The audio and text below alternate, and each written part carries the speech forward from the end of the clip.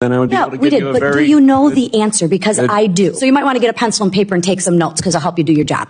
The federal government spent over $66 billion on illegal immigrants in 2023, according to the Federation for American Immigration. Does anyone here want to guess how much we've spent on homeless veterans in 23? Guess?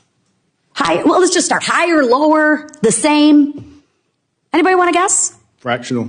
Fractional. Thank you. 3 billion. 66 on illegals, 3 billion on people who have laid down their lives for this country. Can anyone explain up there why that makes sense? Well, one is including all sorts of benefits, and one is just looking at a very, very narrow slice. No, I'm using the same numbers. Sir, you are. I am using apples to apples. It would be very different. I'm using apples to apples. So since you know, why don't you share with me? We don't track U.S. veterans in the census, so that would be very helpful if we did. Then I would be able to give you a very... But do you know the answer? Because I do. I do. So I appreciate your opinion of which you have no facts on, but let me continue and let me educate you some more. The federal government, breaking that $66 billion down, let's look at what we fund. So you might want to get a pencil and paper and take some notes because I'll help you do your job. $5.8 billion in SNAP, $10 billion in Medicare, $8.2 billion in uncompensated hospital expenditures, $3 billion for primary and secondary education for illegal immigrants, And how many illegal immigrants are given taxpayer-funded housing compared to the number of homeless veterans that are sleeping on the street?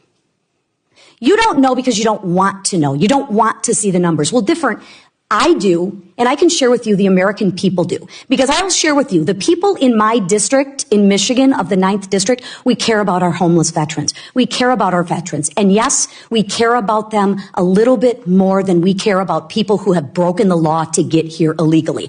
So I actually have some suggestions and maybe some answers on how to fix it. Instead of $66 billion, here are a couple things we could spend. The White House has requested $13 million for the National Call Center for homeless veterans. I'm going to say it again. $13 million with an M, right?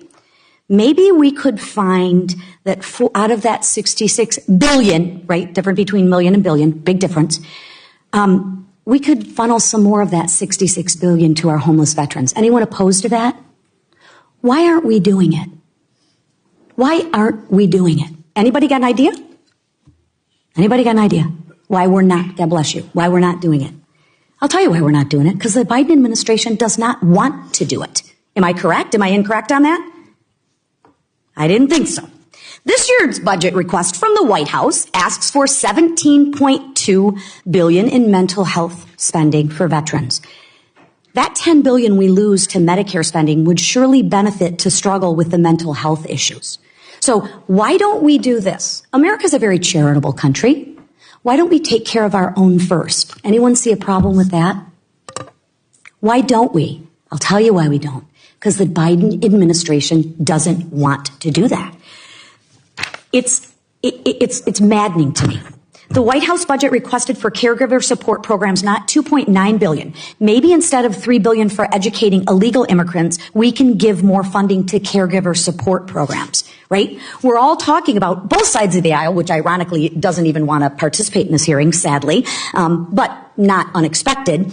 We all talk about caregiving as a problem, right? I hear that on both sides of the aisle. What would happen if we took that $3 billion and gave it to caregivers that live in the United States? Anyone have a problem with that? Why don't we do it? Anybody? The Biden administration doesn't want to do it. And you play games with your facts. And you play this shell game. Well, I'm going to share with you, the American people are not fooled, and they are frustrated and fed up with it. Let's just be honest about where this money is going so we possibly can redirect it to the correct place. Let's start with our veterans.